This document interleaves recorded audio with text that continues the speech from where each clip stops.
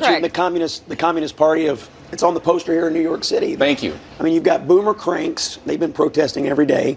Cranky commies, Antifa people. I mean, what they're saying is true. A lot of the people with these sympathies are going to be at these events. I'm sure there'll be some peaceful protesters there. I hope there's no violence. But given what we've seen in cities around America, it is highly likely we're going to see violent elements. That's Scott Jennings dropping truth bombs on CNN about Democrats and their ridiculous No Kings protests, while the liberal panel squirms, pretending not to hear him describe their own radical base. Welcome to Nerk News, I'm Nerkish, and if you're looking for the best bits of establishment media without sitting through hours of liberal propaganda, you've come to the right place. Because it looks like the No Kings protest finally pulled the mask off the Democrat Party's so-called grassroots movement. I mean, when the Communist Party USA sponsors your event, you're not fighting tyranny, you're fighting America itself. You know, it's almost funny how desperate they are to rebrand hate as virtue. Here's Scott Jennings calling them out on CNN. I mean, if Democrats want to embrace having the Communist Party here in New York City sponsor this rally, be my guest, respectfully, and I hear what you're saying, but where is the energy in the Democratic Party? You see energy around protecting illegal populations. You see it every day. Energy around criminals, violent criminals.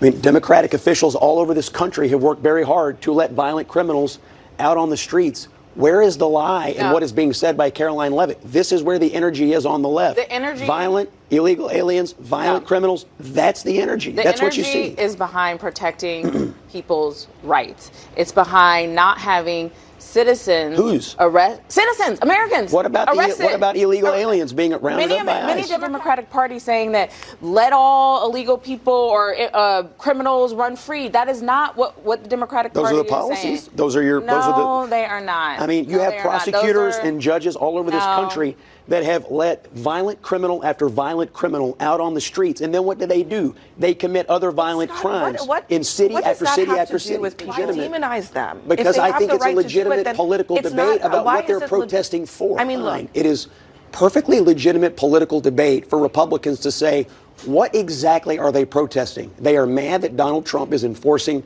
federal immigration law. They are mad that he is lawfully exercising the powers of the presidency.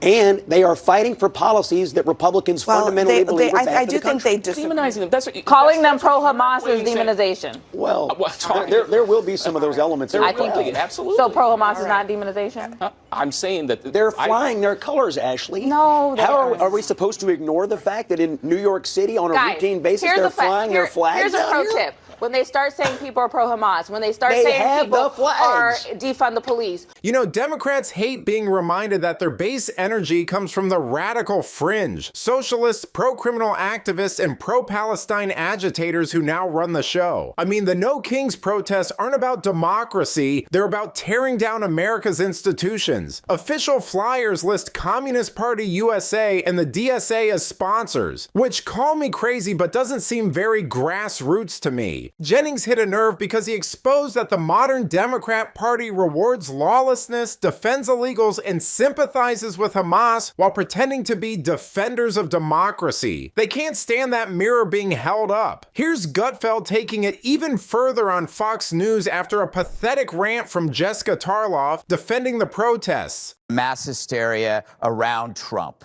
They have to preserve it because it's all they've invested into.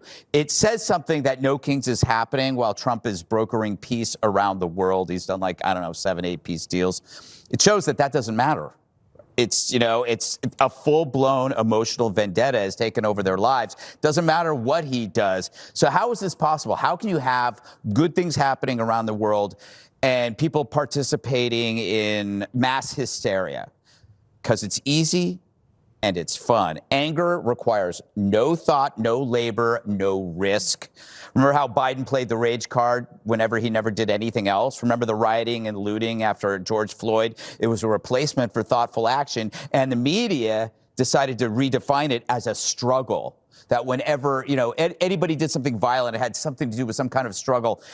Having the No Kings event after Trump, figures out Middle East peace, it's like holding a wedding after the couple broke off the engagement the night before. We're still going to go through with the ceremony anyway. We paid for the food. We paid for the food. We already made the flyers. But the media indulges this idea that passion equals effort, and they reward people for their feelings and not what they're actually doing. So it's a perfect example again of an imaginary solution for an imaginary problem.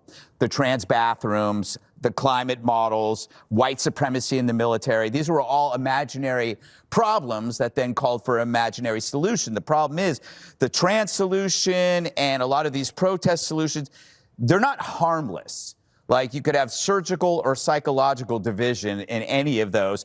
If it's just some mindless little thing where you're just standing out in front of Fox yelling like those little old ladies do. By the way, I think you can't spell no kings without no kin. A lot of these people just don't have family. You know, the left's rage isn't about policy, it's emotional theater for people who can't stand Trump's success. I mean, he's brokering peace deals while they throw tantrums in the streets. Gutfeld's joke is dead on. These protesters are lost souls chasing imaginary oppressors. They scream about fascism while ignoring Democrat-backed crime, border chaos, and pro-Palestine rallies. It's anger without labor, rebellion without risk. Meanwhile, Trump ends wars, cuts deals, and proves America leads best through strength, not hysteria. Democrats could have celebrated progress, but instead they chose to torch it. But let me know what you think. Are Democrats finally exposing how deeply their party is tied to anti-American radicals? Let me know in the comments, and if you enjoyed this video, please give it a like and subscribe to the channel. That stuff really does help us out. Until then, this has been Nerk News. Thanks for watching. Bye!